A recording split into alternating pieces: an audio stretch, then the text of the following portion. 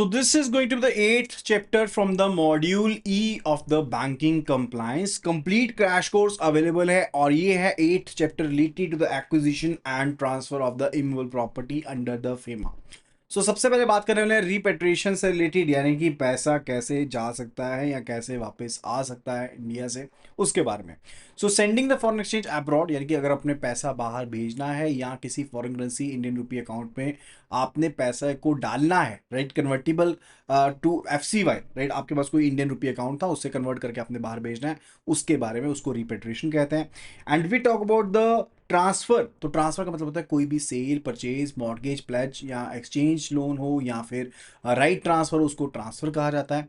And relative की definition हमने already cover करी थी as per the companies act, where we studied कि रिलेटिव्स में आपके पास फादर, मदर जिसमें step father, step mother cover रहेंगे, सन जिसमें स्टेप सन भी इंक्लूड रहेगा, son's wife, daughter, daughter's husband, and brother जिसमें स्टेप ब्रदर और सिस्टर जिसमें स्टेप ब्रदर स्टेप सिस्टर शामिल रहेंगे, right.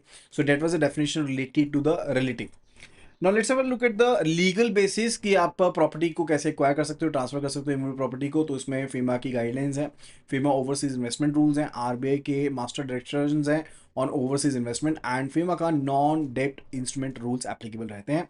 So first we going to cover property outside India by the Indian residents, right. तो जो property बाहर लेने वाले हैं, ठीक है, इंडिया के बाहर रहने वाले हैं और इंडियन रेजिडेंट लेने वाले हैं, उसके बारे में है। And that will we are going to cover under the unit 9, ठीक है। तो हम यूनिट 9 में उसको कवर कर लेंगे, अगले यूनिट में कवर कर लेंगे। And after that it's related to property in India, जो प्रॉपर्टी इन इंडिया है, ठीक है, नॉन रेजिडेंट्स के द्वारा, उसके बारे में एप्लीकेबल लॉ कौन से हैं कि फेमा के अंदर जो नॉन डेप्ट इंस्ट्रूमेंट रूल्स हैं वो एप्लीकेबल रहते हैं। NRI पर्सन्स जो हैं वो रेजिडेंशियल प्रॉपर्टी को या कमर्शियल प्रॉपर्टी को इंडिया में एक्वायर कर सकते हैं बिना RBI के अप्रूवल के। लेकिन अगर एग्रीकल्चर लैंड है, प्लांटेशन प्रॉपर्टी है, फार्म हाउसेज को है, तो वो प्रोहिबिटेड है, एक्सेप्ट द केस कि अगर आपको वो इनहेरिटेंस के थ्रू मिली हो, राइट। एंड जो फॉरेन नेशनल्स हैं of Indian non Indian origin, जो रेजिडेंट है इंडिया के, वो इमूवेबल प्रॉपर्टी को एक्वायर कर सकते हैं अगर सिर्फ और सिर्फ उनको इनहेरिटेंस में मिली है या फिर लीज के थ्रू अगर पैसा मिला हो, लीज के थ्रू, पैसा नहीं, लीज के थ्रू अगर प्रॉपर्टी मिली हो फॉर द 5 years पर्पसेस, सिर्फ तब कर सकते हैं। यानी कि वो फॉरेन नेशनल्स जो नॉन इंडियन ओरिजिन के हैं उनको इनहेरिटेंस या सिर्फ और सिर्फ लीज के थ्रू 5 साल के लिए मैक्सिमम। लेकिन अगर NRI, PIO या फिर OCA पर्सन है, वो खुद से प्रॉपर्टी में इन्वेस्ट भी कर सकते हैं, लेकिन plantation, agriculture, farm house purpose के लिए इस्तेमाल नहीं कर सकते। Then it's related to NRI, OCA acquisition and transfer. If we talk about the acquisition, NRI, OCA के लिए तो वो परचेज कर सकते हैं, यस कर सकते हैं, लेकिन एग्रीकल्चर लैंड को परचेज नहीं कर सकते, प्लांटेशन या फार्म हाउस के लिए परचेज नहीं कर सकते। उनको गिफ्ट के रूप में मिल सकता है, यस, रेजिडेंट से मिल सकता है, NRI, OCA से मिल सकता है। लेकिन ये जो गिफ्ट मिलेगा ना, ये तभी मिल सकता है अगर वो आपके रिलेटिव है तो। और सेम एक्सक्लूजन वहां पर भी है कि वो एग्रीकल्चर लैंड, प्लांटेशन के लिए लैंड है या फिर जो फार्म हाउस है उसे गिफ्ट नहीं कर सकते। Then it's related to inheritance के थ्रू मिल सकता है, यस मिल सकता है, कोई भी प्रॉपर्टी मिल सकती है चाहे वो एग्रीकल्चर लैंड ही क्यों ना, इनहेरिटेंस के ऊपर तो कोई बस नहीं है ना। And as per the inheritance list कोई भी प्रॉपर्टी आपको मिल सकती है। If we talk about the transfer, तो किसको ट्रांसफर कर सकते हैं? क्या रेजिडेंट को ट्रांसफर कर सकते हैं? यस कर सकते हैं, अलाउड है। क्या किसी NRI पर्सन को ट्रांसफर कर सकते हैं? यस कर सकते हैं। गिफ्ट कर सकते हैं किसी NRI को, OCA को, अगर वो पर्सन रिलेटिव है। लेकिन आप एग्रीकल्चर, प्लांटेशन, फार्म हाउस को आगे गिफ्ट नहीं कर सकते हो। पेमेंट मोड्स की बात करें तो बाहर से पैसा आ सकता है या फिर आप NRE, FCNR, NRO अकाउंट्स को डेबिट करके पैसा दे सकते हो। ट्रेवल चेक के थ्रू, फॉरेन करेंसी नोट्स के थ्रू पैसा नहीं दे सकते, कोई और मोड जो है पेमेंट का नहीं हो सकता। फर्दर जॉइंट एक्विजिशन की बात करें, स्पाउस के साथ क्या जॉइंटली एक्वायर कर सकते हो? यस वी कैन डू, लेकिन आपकी जो मैरिज है वो रजिस्टर्ड होनी चाहिए और कम से कम 2 साल लगातार चली हो। प्रॉपर्टी कोई भी नॉन एग्रीकल्चर लैंड हो सकती है या फिर प्लांटेशन, फार्म हाउस प्रॉपर्टी हो सकती है। एंड फर्दर अगर पेमेंट की बात करें, या तो बाहर से पैसा आएगा या फिर NRO, NRE, FCNR अकाउंट से पैसा जाएगा। आप ट्रेवल चेक के थ्रू, फॉरेन करेंसी नोट्स के थ्रू पेमेंट नहीं कर सकते हो। एंड फर्दर आपके स्पाउस का जो नाम है वो टाइटल पर जा सकता है अगर आपका 2 साल का क्राइटेरिया मैरिज का फुलफिल होता है और रजिस्टर्ड मैरिज होनी जरूरी है। Then it's related to long-term visa holders. Now, what do you mean by long-term visa holders? So in case अगर कोई पर्सन जो है वो लॉन्ग टर्म वीजा होल्डर्स हैं तो वो भी इमूवेबल प्रॉपर्टी को एक्वायर कर सकते हैं इंडिया में अगर फॉलोइंग कंडीशंस को सेटिस्फाई करते हैं। पहली कंडीशन है कि सिटीजन्स ऑफ बांग्लादेश पर्टिकुलरली, या फिर बांग्लादेश या फिर अफगानिस्तान या पाकिस्तान से है, माइनॉरिटी कम्युनिटी से रिलेटेड हो सकते हैं, like in those particular countries like Afghanistan, Bangladesh, Pakistan में वो माइनॉरिटी कम्युनिटी से हैं, हिंदूज हैं, सिख हैं, बुद्धिस्ट हैं, जैन हैं, पारसीज हैं, क्रिश्चियंस हैं, या रेजिडेंट इन इंडिया हैं एंड किसी particular valid long term visa के ऊपर वो बेसिकली इंडिया में रह रहे हैं, जो कि सेंट्रल गवर्नमेंट की तरह इशू किया गया, देन दोज आर एलिजिबल। फिर वो एलिजिबल है। तो पहला जो केस आ गया डेट्स रिलेटेड टू कि या तो पाकिस्तान से हैं, या फिर बांग्लादेश से हैं, या फिर अफगानिस्तान की माइनॉरिटी कम्युनिटी से हैं, राइट। तो वो क्या कर सकते हैं, दे आर बेसिकली परमिटेड कि वो एक्वायर कर सकते हैं एक रेजिडेंशियल इमूवेबल प्रॉपर्टी को जिसमें वो खुद रहेंगे, राइट, उस पर्पज के लिए कर सकते हैं। एक इमूवेबल प्रॉपर्टी ताकि वो अपना सेल्फ एम्प्लॉयमेंट जो वो कैरी आउट कर पाए, they can be holding that. तो एक रेजिडेंशियल होम हो गया और एक सेल्फ एम्प्लॉयमेंट के लिए प्रॉपर्टी वो होल्ड कर सकते हैं। क्या चीज बाय नहीं कर सकते, वो किसी रिस्ट्रिक्टेड, प्रोटेक्टेड या कैंटोनमेंट एरिया में परचेजिंग नहीं कर सकते प्रॉपर्टी को। रजिस्ट्रेशन डॉक्यूमेंट्स की बात करें तो नेशनैलिटी को बेसिकली उन्हें शोकेस करना पड़ेगा और लॉन्ग टर्म वीजा का स्टेटस उन्हें बताना पड़ेगा। And further in case mandatory condition तो ये होगी, एंड एक डिक्लेरेशन देनी पड़ेगी to the local revenue authority कि सोर्सेज ऑफ फंड्स क्या था and residence in India on LTV basis पर है।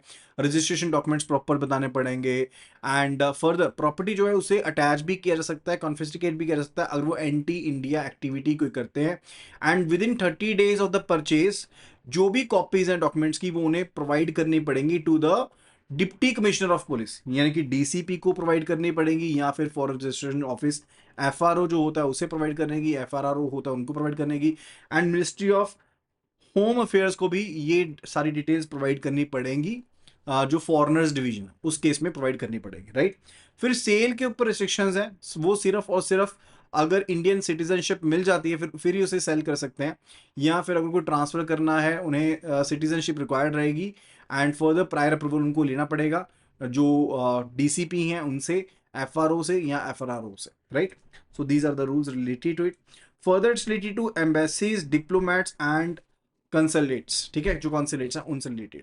तो फॉरेन मिशंस के तहत वो पर्टिकुलरली प्रॉपर्टी को खरीद बेच सकते हैं रेजिडेंशियल पर्पस के लिए या फिर कमर्शियल पर्पस के लिए, लेकिन वो agriculture land, plantation, farm house को परचेज नहीं कर सकते। आपको मिनिस्ट्री ऑफ एक्सटर्नल अफेयर्स से क्लियरेंस लेनी पड़ेगी एंड बाहर से जो पैसे आएंगे उनसे पैसा पे किया जाएगा, राइट। जैसे मान लो कि ब्रिटिश हाई कमीशन है, वो परचेज करती है दिल्ली में अपना ऑफिस एंड फॉर उसकी पेमेंट जो है वो यूएसडी से की जाती है लंदन से। Further it's related to branch office of the foreign company. तो कोई ब्रांच ऑफिस, लाइजन ऑफिस या कोई प्रोजेक्ट ऑफिस है, except the case of the liaison office foreign company India का, वो बेसिकली कर सकते हैं। तो इसमें एलओ शामिल नहीं रहेगा लेकिन पीओ एंड बीओ शामिल रहेगा। They can be acquiring the property, like उनके इंडियन बिजनेस के लिए अगर जरूरत है तो वो प्रॉपर्टी को एक्वायर कर सकते हैं, लेकिन उन्हें इमूवेबल प्रॉपर्टी आईपीआई के तहत बेसिकली उसे फाइल करना पड़ेगा, फॉर्म आईपीआई भरना पड़ेगा, ठीक है, आरबीआई के पास 90 days के अंदर from the date of purchase, right. And क्या उसे मॉर्गेज कर सकते हैं, यस, लोन लेने के लिए वो 81 बैंक के पास मॉर्गेज भी कर सकते हैं, that is even allowed. And further अगर अल्टीमेट पेरेंट अगर पर्सन होगा that is from Pakistan, Bangladesh, Sri Lanka, Afghanistan, China, Iran, Hong Kong, Macau, Nepal, Bhutan, DPR K, तो उसके केस में आरबीआई का अप्रूवल रिक्वायर्ड रहेगा। अगर अल्टीमेट पेरेंट यानी कि हो सकता है ना चेन हो, तो अल्टीमेट पेरेंट अगर इन कंट्री से है तो पहले आरबीआई का अप्रूवल चाहिए रहेगा, तभी वो परचेज कर सकते हैं if it is related to branch office of the foreign company, ठीक है जी। Then it's related to the repatriation of the sale proceeds, यानी कि प्रॉपर्टी को सेल कर दिया जो उनके पास थी, तो अगर आपने रिपेट्रिएट करना है तो पहले आरबीआई का अप्रूवल चाहिए रहेगा, RBI approval is actually required. Repatriation के रूल्स होंगे उनके ऊपर, जो फेमा के रेमिटेंस ऑफ एसेट्स रेगुलेशन के रूल्स हैं 2016 के, वो लागू रहने वाले हैं। लिमिट्स की बात करें तो सिर्फ आप 2 रेजिडेंशियल प्रॉपर्टी को बेच करके जो पैसा है उसे रिमिट कर सकते हैं। And in case AD bank जो है वो लेंडर को बेसिकली पैसा भेज सकते हैं। लेट्स से किसी बोरोर ने जिसने एक्सटर्नल कमर्शियल बोरिंग करी थी, राइट, उसने डिफॉल्ट कर दिया, अब उसके केस में 81 बैंक जो है वो प्रॉपर्टी, जो रेजिडेंट प्रॉपर्टी है उसको सेल कर सकता है एंड लेंडर को उसके पैसे रिपेट्रिएट कर सकता है, राइट। जैसे मान लो एक एनआरआई है, वो अपना घर बेचता है, मुंबई फ्लैट बेचता है एंड आरबीआई इसको हामी भर देता है, तो वो 10 लाख अपना जो है वो बाहर भेज सकता है, राइट। वो बाहर भेज सकता है with in the 2 property cap, यानी कि मैक्सिमम 2 प्रॉपर्टीज के पैसे जो है वो एनआरआई पर्सन बाहर भेज सकता है, not more than that.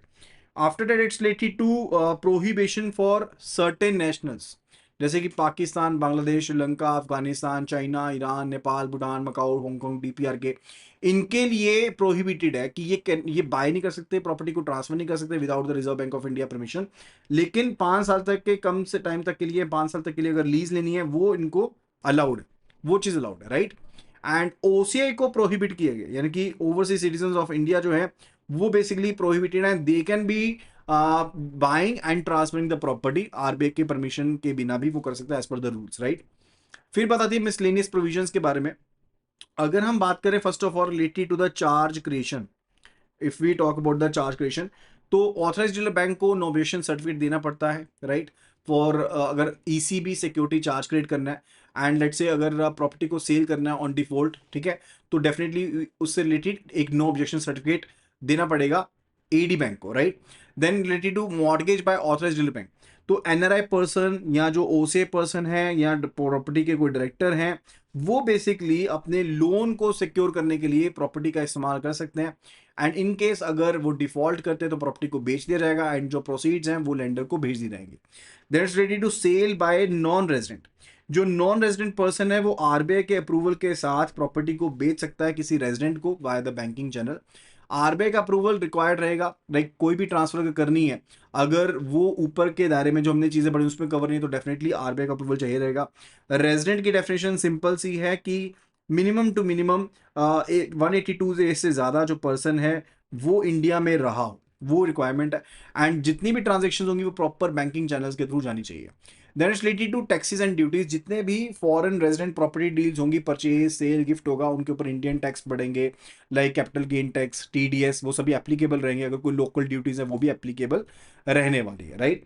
So that was actually all about the same chapter. I hope कि आपको ये वीडियो पसंद आई होगी। कंप्लीट कोर्स अवेलेबल है, you can be downloading this application at the link iibf.info/app, or you can simply be WhatsApping us to the number 83609 44207. So just WhatsApp me on this number writing compliance in banking and I'll be sharing all the details with you.